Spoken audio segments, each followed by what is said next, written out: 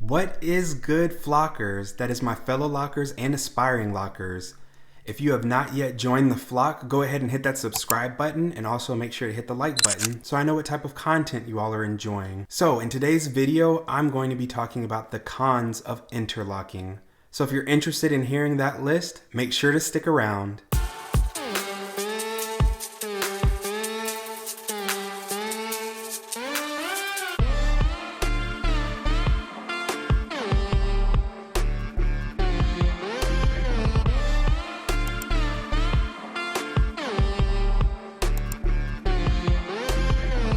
Alright, so let's go ahead and get into the list of cons of interlocking. The first con on my list of interlocking is the amount of time that it takes to interlock.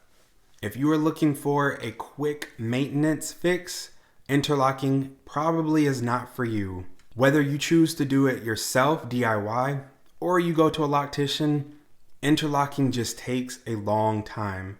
Now, granted, if your locks are bigger, traditional size, or even bigger than traditional size, your retightening time will take less time than if you have small micro locks like myself, or sister locks, or brother locks. But nonetheless, it is just not a quick method for maintaining your locks. I think on the quickest side, a loctician for someone who has micro locks like me may be able to get you through a retie session in about 3 hours on the shorter end. And on the longer end, I've heard it taking upwards of 5 to 6 hours. And if you're doing it yourself, it could take 9 to 12 hours, depending on how fast you are, how many breaks you take, if you do it all in one sitting in a day, or if you do it over several days. So again, if you're looking for a quick fix, I don't know if retightening is the way for you. Con number 2, interlocking is not the most simple method of maintaining your locks. There are several different methods to maintain your locks, and interlocking is definitely not the easiest. In fact, it might be the most difficult for some. Although others may say that interlocking is not difficult at all, but of all the methods that are out there, interlocking is definitely the most intricate and the most involved, I would say. Depending on the type of rotation that you choose to do, or your loctician chooses to do, that can determine whether or not it's more difficult or easier. But nonetheless, it's the most involved process, I believe, when it comes to maintenance for your locks. Con number 3 of interlocking is the potential for causing holes in your locks. Now, if you're going to a loctician, they should not do this, but even locticians make mistakes when they're doing your hair sometimes. But I see that this happens more often with people who do it themselves, and that's when you're doing your interlocking, you're not paying attention potentially to how many times you've gone in one direction, or maybe you get distracted by a text message on your phone or someone calling you or a show that you're watching, and you end up going through the same hole multiple times.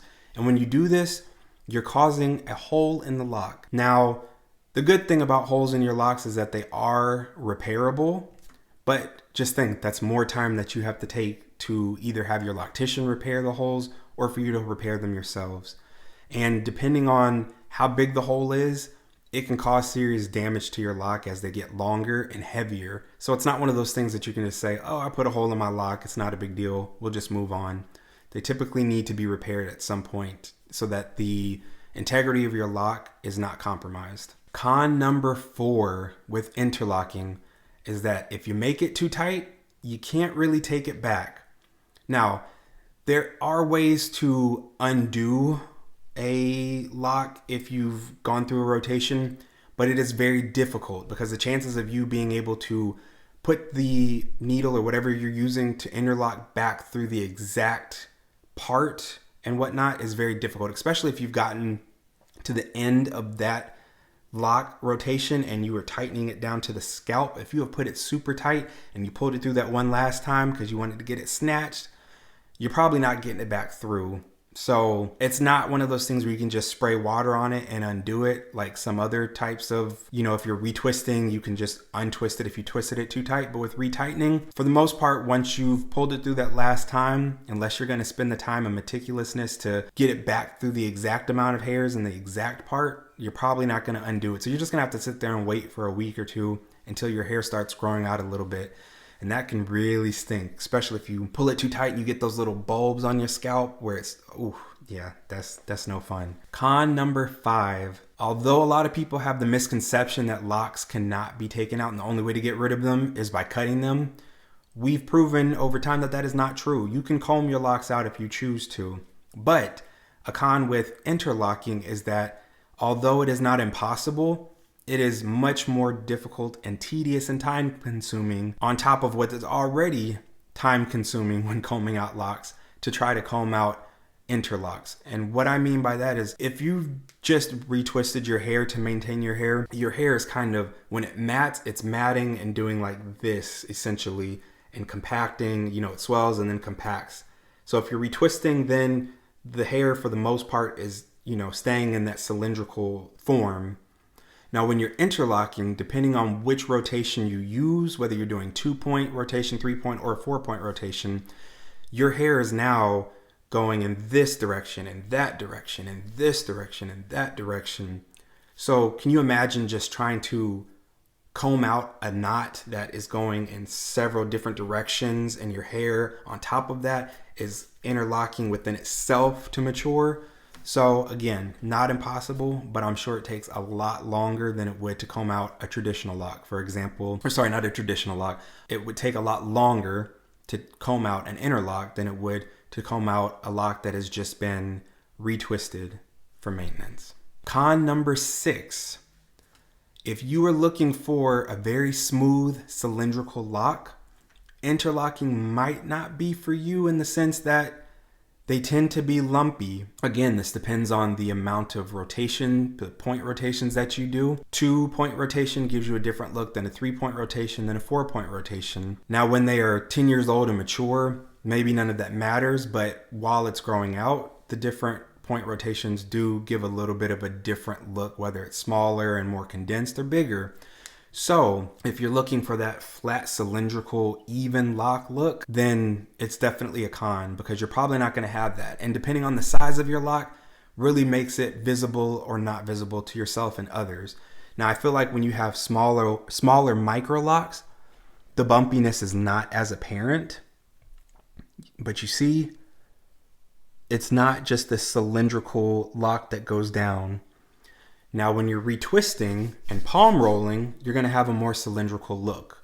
But when you're interlocking, because you're taking the hair in different directions and locking it, you're not going to have that perfect cylindrical lock. So that is definitely a con if you're looking for that. And my last con on this list is accidentally conjoining locks. Now, if you're very careful and you put pins and things in your hair to prevent yourself from joining your locks, there's still no guarantee that you won't. I have used clips to clip hair out of the way and I have still joined locks at times. So that is one thing that you have to keep in mind. Now, when you're going to a loctician, because they can see your hair a lot better than you could if you're doing your own hair, there's a lot less chance of them combining your locks accidentally, but it's still possible.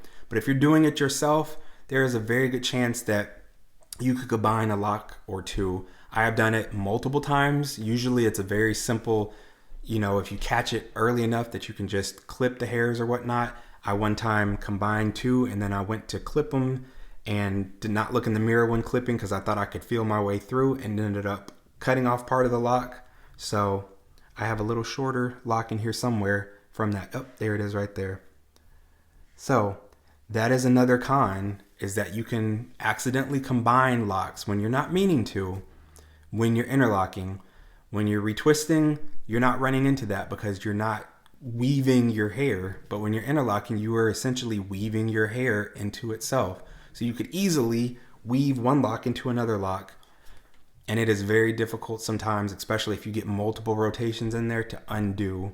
So some people either end up leaving those two locks conjoined and letting them grow out together, or sometimes people end up having to go in, cutting them and separating them, or cutting a lock out, which you would have to do some serious lock tightening or retightening for that, but it happens. So just keep that in mind. It is a con, it is possible, it could happen. All right, thank you so much for watching this video. If you found it helpful at all, please make sure to hit that like button and also subscribe and join the flock. Thank you so much for watching to the end. And remember, to be kind to one another. You never know what kind of day someone is having, so just go out of your way to give someone an extra smile or extra kind words of affirmation. Bye.